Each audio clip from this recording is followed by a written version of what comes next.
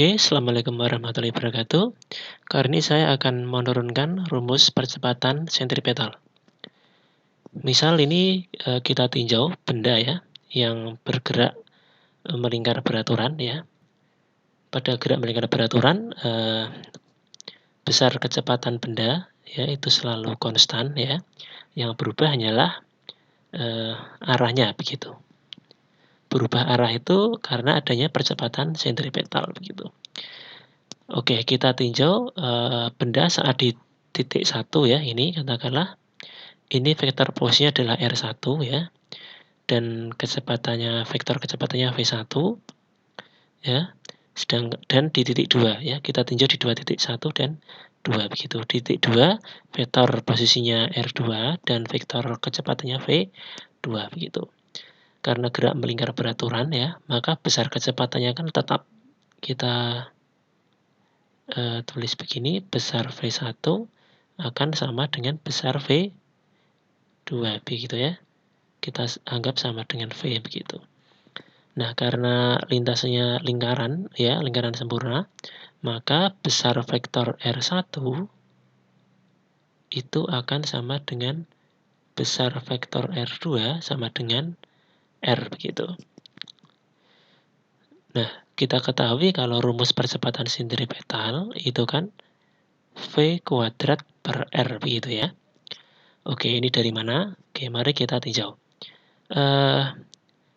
Ini kalau R1 dan R2 ini vektor posisinya berubah ya. Maka ada perubahan vektor posisi. Kita tuliskan begini. Misal kita tulis ulang ya. R1 ini vektor R2, maka ada perubahan ya. Ini adalah delta R begitu ya. Selanjutnya untuk V ya. Ini V ini kan tegak lurus dengan R ya. V1 tegak lurus dengan R1, V2 juga tegak lurus dengan R2. Kita tuliskan V1 itu tegak lurus dengan R1 ya. Dan V2 ini tegak lurus dengan R2 begitu. Nah, ini jika kedua vektor ini pangkalnya kita satukan seperti R ini ya, maka jadi begini. Ini V1 ya. Kemudian ini, mohon maaf gambar saya kurang bagus dan proporsional ya. V2 ya.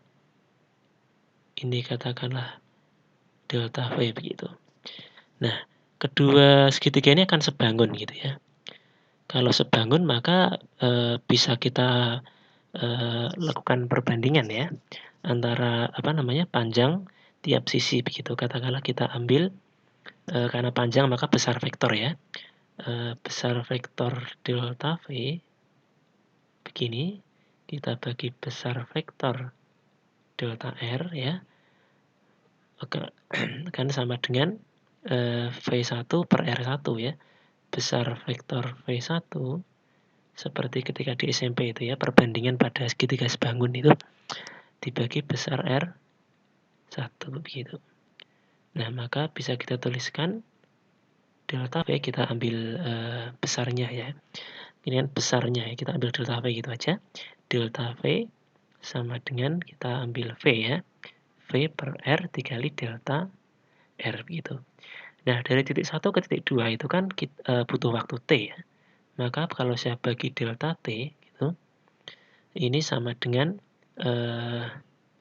delta R per delta T begitu ya. Oke, kita ambil limit mendekati 0. Limit delta T mendekati atau menuju 0. Delta V per delta T maka juga sama V per R limit delta T menuju 0 dari delta R per delta T. Ini turunan ya. Langsung kita tulis AS sentripetal gitu aja. Ini V per R turunan dr dt ya, itu V ya. Ya, maka ketemu V kuadrat per R. Nah, saya rasa tidak sulit ya teman-teman. Cukup mudah, semoga bisa dipahami. Wassalamualaikum warahmatullahi wabarakatuh.